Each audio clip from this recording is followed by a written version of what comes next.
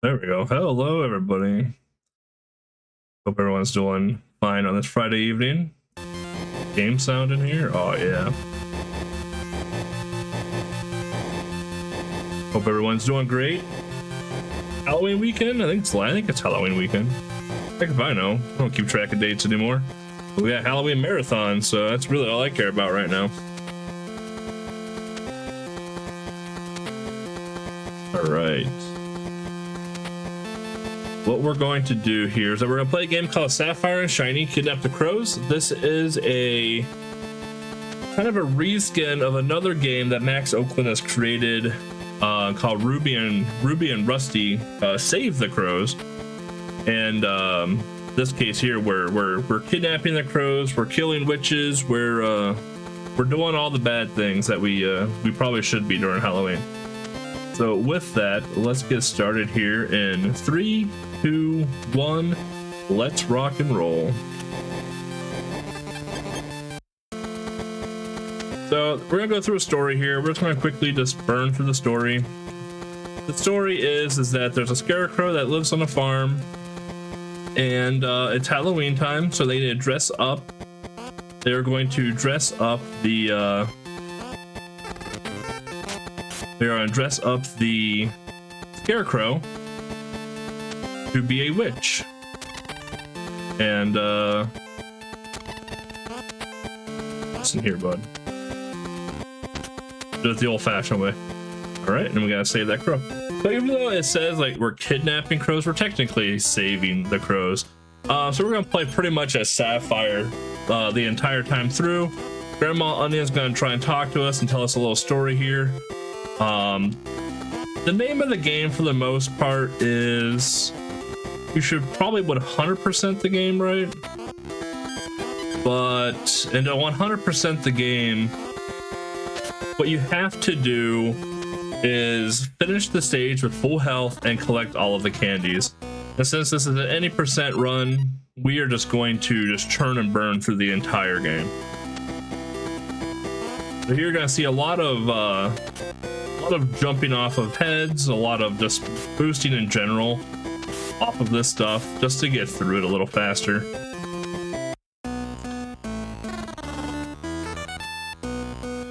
So in this game here, we have different stages, and if you would 100% the stage, the crows actually flap their wings on that overworld.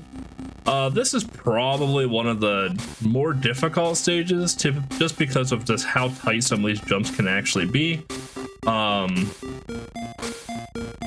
The more so reason that this stage is a little more difficult is because of the spiders right there. So like in Mario 2 fashion, what we gotta do is grab our little candy here. We're gonna climb up, and we're just gonna smack the guy there. And here we actually have to spawn in the crow.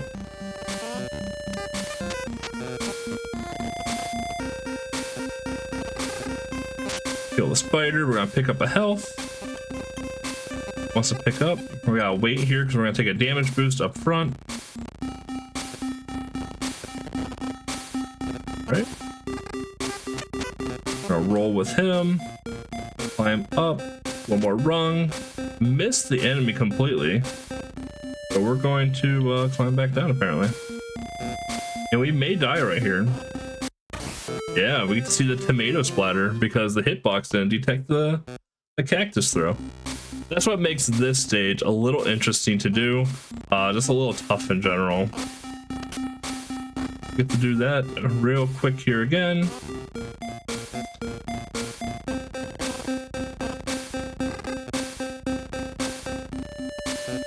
So we're going to try and get a little bit more in the middle of this ladder.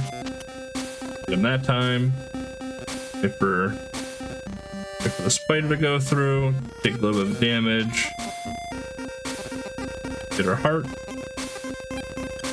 the spider to go away. We're just gonna kill this spider just in case we actually have to come back and do this again. All right.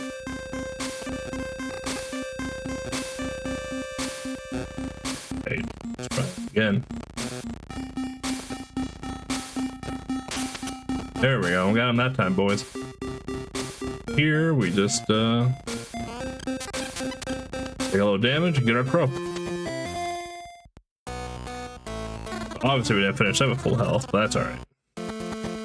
As we progress through the game, we're actually gonna have to fight the witch a couple different times. This stage is actually pretty fun. So you're gonna see the game kind of freeze and lock a little bit. So there we go. What's happening? What's happening is that you can clip into the boundary, and what it does, it kind of locks the game in place a little bit. We actually utilize that towards the end of the game and one of the final stages of the game. This stage is super cool because of all the skips you can actually do in this stage. So you see how high these spiders can go. We're gonna wait for that spider to jump, and we're just gonna do a complete skip right there. Then as we get closer to this, we can actually try and do something a little crazy. There we go. And get right to the crow. So you basically skip half the stage by doing the boosted jumps up to there that way. Here we're gonna go into the ravine. So the ravine has wind effects. This stage is basically hold this way and then climb a vine. This stage to 100% is actually incredibly fun to 100%. In the normal game, those things shooting are actually beehives or wasp nests shooting out. So here we got a little bit of wind and we're through.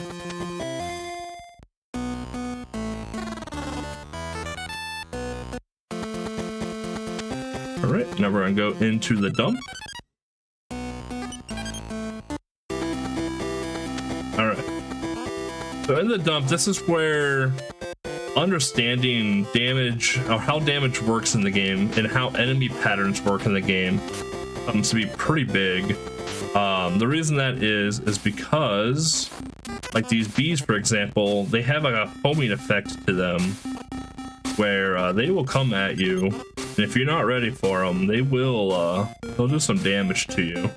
So here, like right now, we have this thing here. We're just gonna kill that. Basically, we just have one big hop here into the crow. So what you have to do in that stage for 100% is you have the hive shooting from the wall. You have the hive shooting from the wall, and you have to break the hives with the vegetables that you pick up. This stage is a nuisance, and Max knows it, and I'm pretty sure he made this stage on purpose. So this stage here is we have to go all the way to the top of the stage.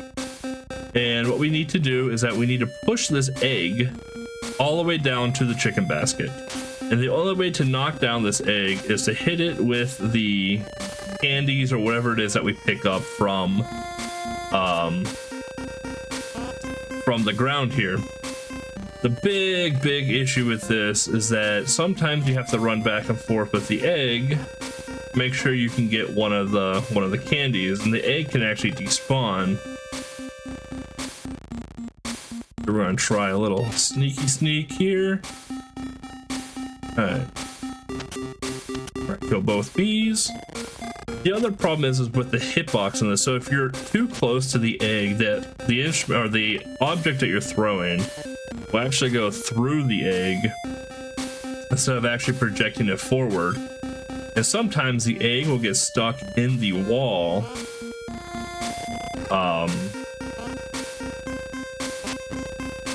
Go. Let me in, please. Thank you.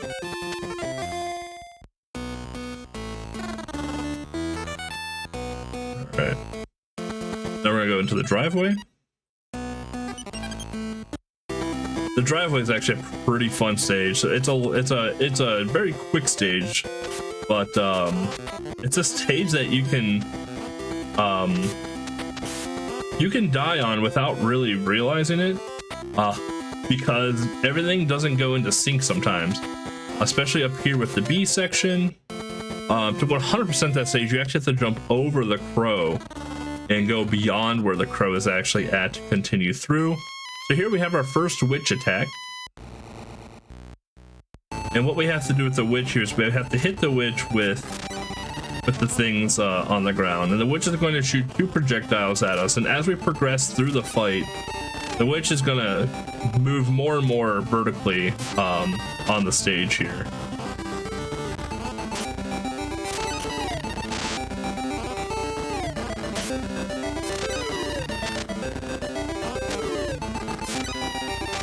Alright, that should be it for the witch, and we move on. Alright, and from here we are going to go into the corn stage. Right. Stage of corn. This stage is kind of fun. This stage here has a whole left side to it that really does nothing at all, but it's there. So here what the name of the game is the bounce on of these jellies. And you can say goodbye to that jelly. And right. I'm not gonna shoot that guy at all. I'm gonna climb up here, and we're gonna keep skedaddling. So a lot of it is just bouncing and damage boosting through a lot of this. Since we didn't have to take damage on the initial go, we're gonna take damage here to get through that little section and just damage boost through the bee, which will actually kill it to get to the crow. All right, we have another witch attack. So there is a pretty infamous glitch in this game where if you done something, I'm not gonna say necessarily out of order, but if you did something a little weird the first time through, sometimes you'll get the issue of where the witch will actually spawn after every stage. We're kind of hoping that doesn't happen, but that's why the estimate's a little bit higher than you would think for this, just because of just in case some weirdness does happen with the witch fight.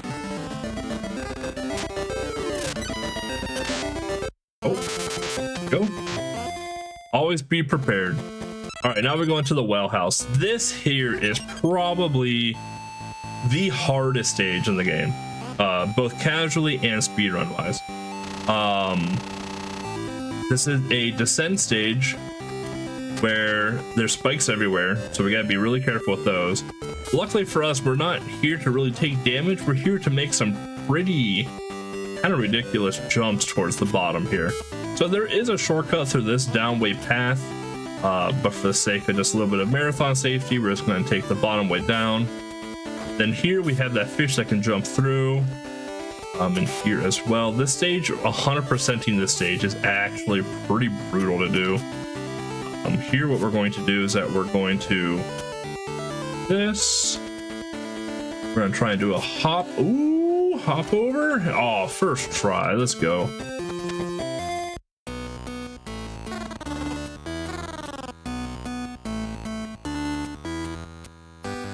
All right, well, we didn't get the witch glitch. That's good. So let's go into the tree. All right, the tree stage. So to 100% this stage, you have to go down there, and in between those little bubbles are pits of death. Really, really easy 100% stage. Definitely didn't take me about 20 minutes to 100% it. Here we're gonna do a little bit of skipping. That to shoot off. Outrun that. Kind of clip to the floor there. You have to keep going up to collect more of the candies at the top of the stage. And those ones are actually pretty difficult to get. So here we're gonna go into the field as our next stage. So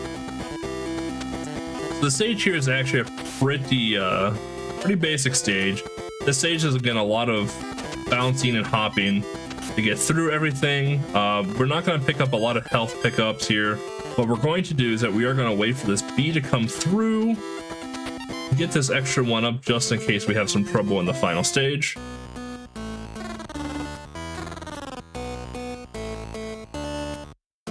Right, now we're going to go to the forest. This is probably the second hardest stage, both casually and for a speedrun, but this is probably one of the funner stages for the speedrun. So here what we're going to do is that we're going to use these vegetables here, or candies, potatoes, wherever they are. We're going to push these slimies over. Now this whole stage is bramble, and what we're going to try and do is that we're going to try and line up everything perfectly here so we can not have to really stop. There we go. This is a heart pickup. So in the older version of this game, you can actually jump over that bramble that we are next to right there. In this version, we cannot. So we're going to trigger this angry cloud to come at us. We don't like to deal with angry clouds around here. See angry cloud. All right. Now we're going to push the bubble, the jelly, whatever you want to call it, away from us.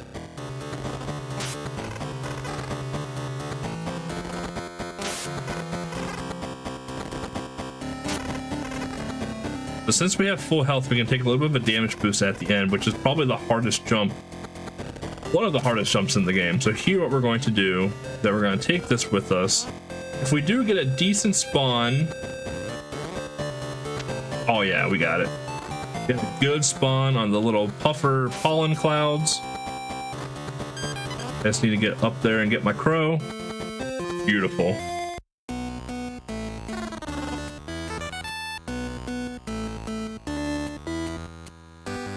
All right, now we are on to the final stage, which is the abandoned house right up here.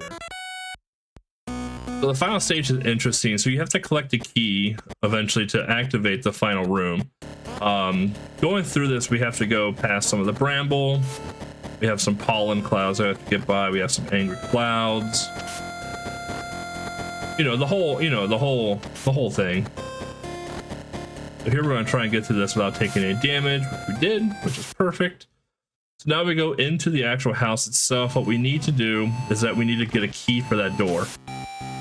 Right, well, so what we're going to do is that there's two different keys in this that you can pick up. We're gonna go for the one to the left because it's the quickest and easiest one to get to. The biggest issue with this one is little brambles right here. All right, get through them. The other issue is getting out of here. All right, now that we got the key, let's hop on in. Now we have some upside down spiders.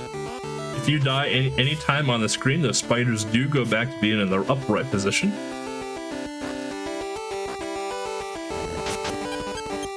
Right, got a heart just in case we get sniped by a ghost. Can happen. Been sniped many times in this game. All right, now we're going into the door, into the final walk. To the final boss. If you 100% the game, Wink, one of Max Oakland's mascots, will show up right there. So here we have the final fight with the witch. Fight is relatively easy. It can get a little crazy. So since the way the game is built and the way the sprites have to work, at least with the way that the game was built, is that, well, we're getting really good luck. There we go. We're getting really good luck there for a while.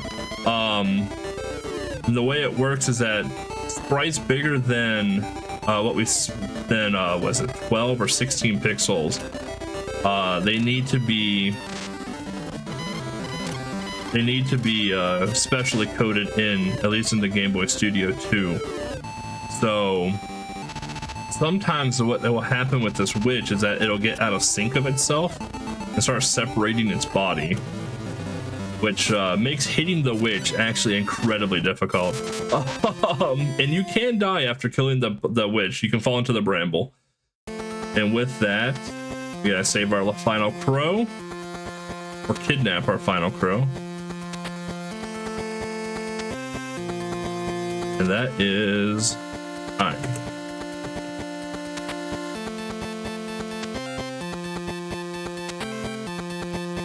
With that is Sapphire and Shiny. You can pick up the game from itch.io.